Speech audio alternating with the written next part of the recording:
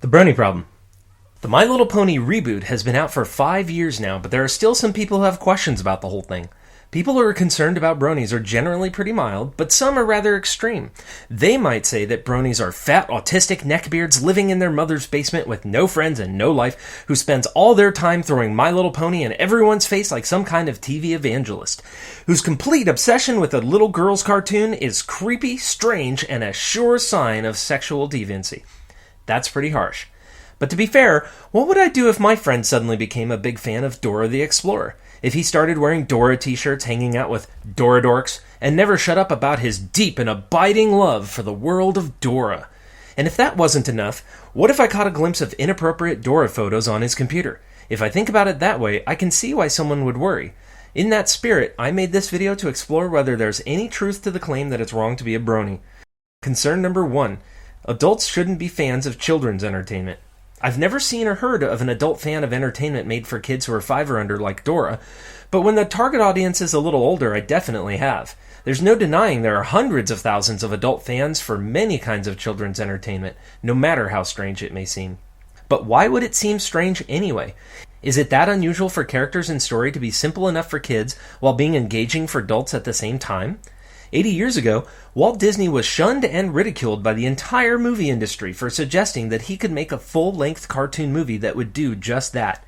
He risked professional and financial ruin, and the result was Snow White, a movie whose legendary success is the reason we have so many great animated movies today. Since then, we've laughed, we've cried, we've sat on the edge of our seats, and we've cheered for our animated heroes right alongside our kids.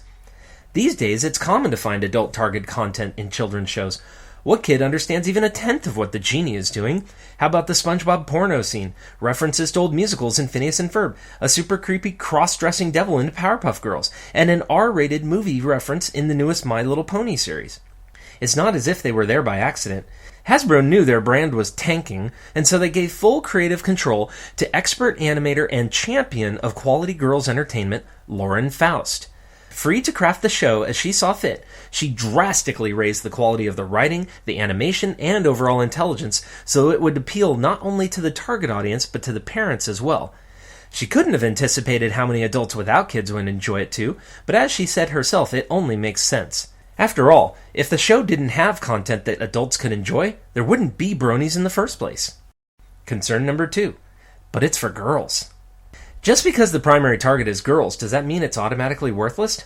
I wouldn't blame you for thinking so. Most of the animation industry puts very little effort into girls' entertainment, and Hasbro definitely wasn't helping when they made each generation of ponies progressively more frilly, giggly, and vapid. I could explain the reasons the reboot appeals so well to both genders, but some people aren't really interested in evidence because the real issue for them is that girl things are for girls only. It used to be the same in reverse, where if women dared to dabble in men's privilege of having opinions, working, voting, or wearing pants, the consequences could be severe. But these days, no one bats an eye when a girl enjoys boys' entertainment, so why don't guys benefit from the same modern thinking?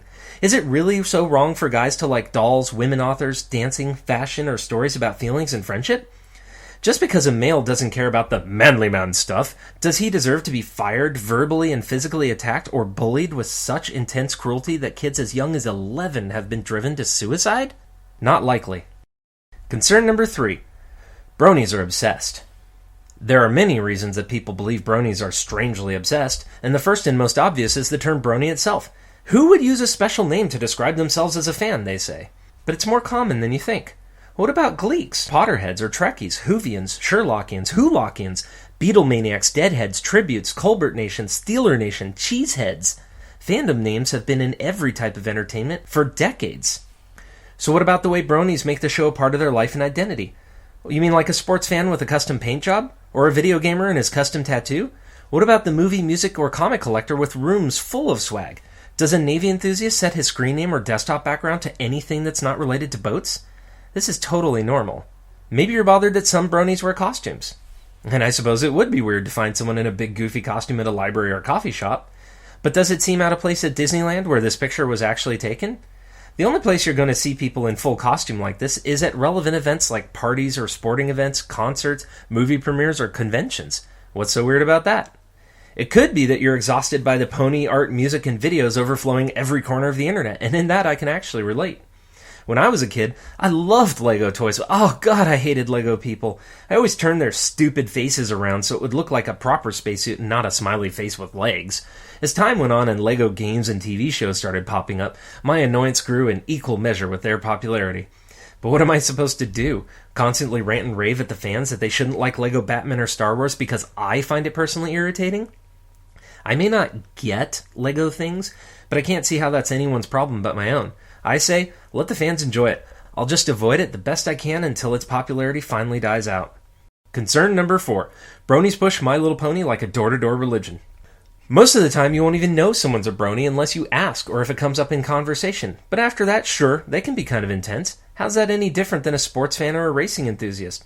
Try asking any average geek whether Star Trek or Star Wars is better and see what happens. If a brony brings it up unprompted, it might be the, oh my god, you have to see this factor that's so common when someone finds something unexpectedly cool. It's the same reason why people know who Psy is and wonder what the fox says. There are definitely obnoxious and pushy fans, but so what? If you could judge an entire fandom off the most annoying among them, sports and music would have been outlawed decades ago. However, don't be too quick to judge, though. If the pushy fan you're thinking of is someone you know, there may be more behind it than you think. My Little Pony has inspired not just bronies, but anti-bronies into unprecedented levels of activity. It's easy to find violently hateful pictures, video rants, and even dedicated communities of anti-bronies. The Reddit anti-brony community, for instance, found out that 11-year-old fan Michael Morones was in critical condition after attempting to hang himself from his bunk bed. They laughed at his failure to do the job right the first time. In another instance, they raided a suicide support forum and banded together to push the bronies they found there to kill themselves. YouTube commenters relentlessly harassed one teen brony until he couldn't take the abuse anymore and threw himself in front of an oncoming train. In the face of such intense hate and harassment, who wouldn't become a little defensive? So if you know a pushy brony, cut them a little slack. They're not trying to convert you, they just don't want you to judge or hate them for liking a TV show.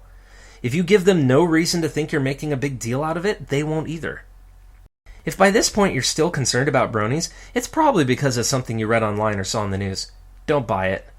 Labeling and misrepresenting fandoms with headlines like rock and roll is devil music, trekkers are a cult, and anime fans are all creepy pedophiles is great business if you're trying to sell papers or push your agenda of hate. Luckily, it doesn't take much effort to knock down the extreme accusations I most often see. For example, a defining characteristic of people with autism is their difficulty in forming social groups and reluctance to attend loud and crowded public events.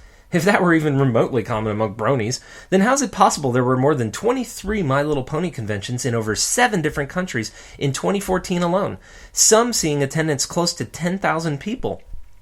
Likewise, what's the logical leap that takes to assume sexual intentions in an average brony? Of course there are some fans who create and enjoy adult material, just like there will be for any other fandom. For instance, did you know there are literally thousands of explicit Harry Potter fanfiction stories, some of which are homoerotic and feature minors? But no matter how distasteful that may be to you, do you really believe that any significant percentage of fans are into that kind of thing? Then there's one of my favorites, the ever-popular fat neckbeards label. Any casual observation of brony gatherings easily proves the claim false, not to mention that brony research shows that 1 in 5 bronies are women anyway. The bottom line is, bronies aren't significantly different than any other fandom. If it weren't for people's sensitivities about gender roles, it's unlikely that anyone would pay any attention to bronies at all.